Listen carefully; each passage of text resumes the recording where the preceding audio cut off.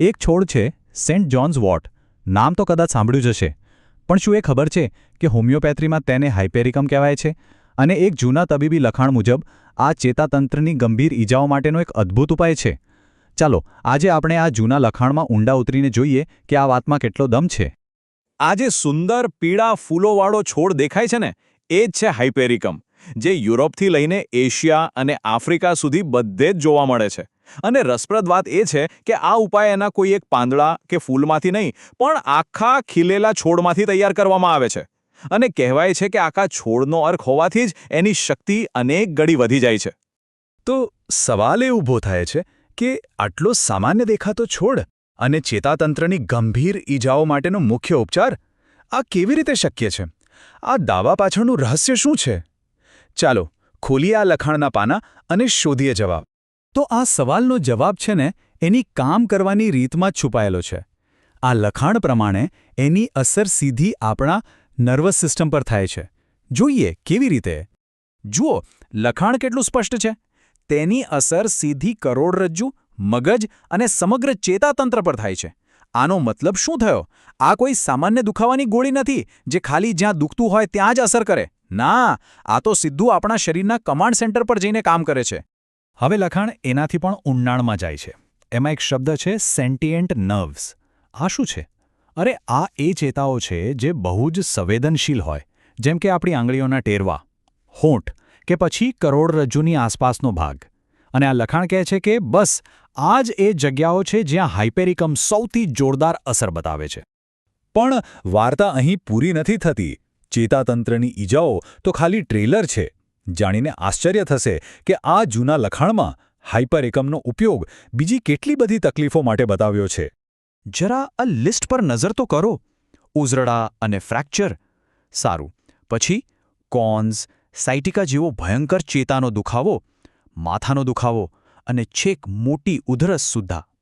આ લિસ્ટ જોઈને જ ખ્યાલ આવે છે કે તે સમયે આ ઉપાયને કેટલો ઓલરાઉન્ડર અને પાવરફુલ માનવામાં આવતો હશે. ચાલો હવે આપણે આ લખાણના સૌથી દિલચસ્પ ભાગ પર આવીએ છીએ. એ છે માર્ગદર્શક લક્ષણો. એટલે કે એવા પાક્કા સંકેતો જે બતાવે કે બસ હવે હાઇપેરિકમનો જ ઉપયોગ કરવાનો છે. ખાસ કરીને જ્યારે ઈજા કાણું પડવાથી, પડી જવાથી કે કોઈ મોટા આંચકાથી થઈ હોય. સૌથી પહેલું અને કદાચ સૌથી મુખ્ય લક્ષણ કરોડરજ્જુની ઈજા. આ લખાણ ખાસ એ સ્થિતિ પર ભાર મૂકે છે જ્યારે કોઈ વ્યક્તિ સીધી જ પોતાના કોક્સેક્સ એટલે કે આપણે જેને પૂંછડીનું હાડકું કહીએ છીએ એના પર પટકાય. હવે આ જુઓ, આ ખરેખર રસપ્રદ છે. એક બાજુ વાત થાય છે પંક્ચર થયેલા ઘાની, એટલે કે ખીલા જેવી કોઈ ધારદાર વસ્તુ વાગવાથી થયેલા ઊંડા ઘા, અને બીજી જ બાજુ એવા ફાટી ગયેલા ઘા માટે પણ આને ઉપયોગી ગણાવ્યું છે, જેમાં શરીરનો કોઈ ભાગ લગભગ અલગ થવાની તૈયારીમાં હોય. કેટલી અલગ અલગ પ્રકારની ઈજાઓ છે નહીં? અને હવે એક એવો દાવો જે સાંભળીને જ રૂવાડા ઊભા થઈ જાય. લખાણ કહે છે તે ટીટેનસમાં થતા લોક જોને અટકાવે છે. ટીટેનસ કેટલી ગંભીર અને જીવલેણ બીમારી છે જેમાં જડબું જકડાઈ જાય છે. વિચાર તો કરો, તે સમયે આ ઉપાયને આટલી ભયંકર સ્થિતિમાં પણ અસરકારક માનવામાં આવતો હતો. આ ઉપાયની પહોંચ માત્ર શારીરિક ઈજાઓ સુધી જ નથી. લખાણ પ્રમાણે તે આઘાત, ભય કે મેસ્મેરિઝમ જેવી માનસિક અસરોમાં પણ કામ આવે છે. મેસ્મરિઝમ એ એક જાતનું સંમોહન હતું જે ત્યારે બહુ પ્રચલિત હતું. આ વાત સાબિત કરે છે કે તેની અસર શરીર કરતાં પણ વધારે મન અને ચેતાતંત્ર પર કેટલી ઊંડી માનવામાં આવતી હતી. અને યાદી હજુ પૂરી નથી થઈ. માથામાં વાગવાથી થતું કન્કશન, માથા પર ફટકો પડ્યા પછી આવતી આંચકી, અને સૌથી નવાઈની વાત તો એ છે કે ઉંદરના કરડવા પર પણ આનો ઉલ્લેખ છે. હવે કેટલાક એવા લક્ષણો જે ખૂબ જ અજીબ અને યાદ રહી જાય એવા છે. જેમ કે કોક્સિક્સ પર પડ્યા પછી માથાનો દુખાવો. પણ કેવો દુખાવો? જેમાં એવું લાગે કે જાણે કોઈ હવામાં ઉપર ઉઠાવી રહ્યું હોય. આટલું બારીકાઈથી કરેલું વર્ણન એ જ જૂની તબીબી પદ્ધતિઓની ખાસિયત હતી. ચક્કર માટે પણ એવું જ એક અનોખું વર્ણન છે. લખાણ કહે છે કે દર્દીને એવી ફિલિંગ આવે કે જાણે એનું માથું અચાનક લાંબુ થઈ ગયું હોય. કલ્પના તો કરો, કેટલી સૂક્ષ્મ અને વિગતવાર નોંધ લેવામાં આવતી હતી. સારું, તો આ બધી વિગતોને ભેગી કરીએ તો આપણને શું સમજાય છે? આ આખી ચર્ચાનો સાર શું છે?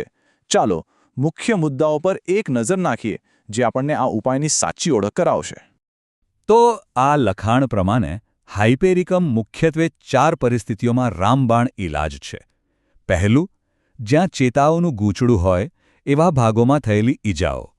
બીજું, પંક્ચર થયેલા અને ફાટી ગયેલા ઊંડા ઘા.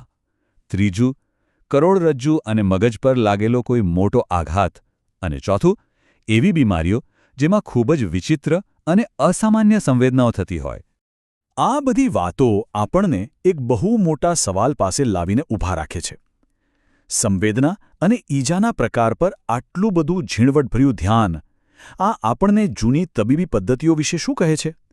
કદાચ એ જ કે તે સમયે મશીનો કરતાં વધુ દર્દી શું અનુભવી રહ્યો છે એના પર સૌથી વધુ ભરોસો કરવામાં આવતો હતો.